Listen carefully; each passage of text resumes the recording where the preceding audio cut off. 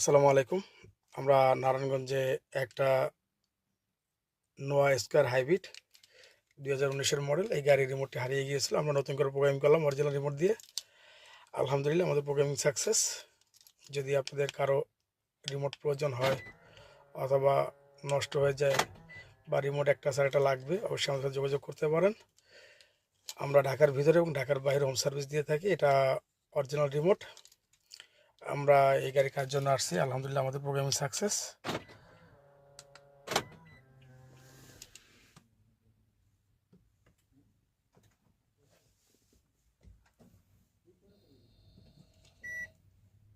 আলহামদুলিল্লাহ আমাদের গাড়ির প্রথম সাকসেস, গাড়ি স্টার্ট হয়েছে।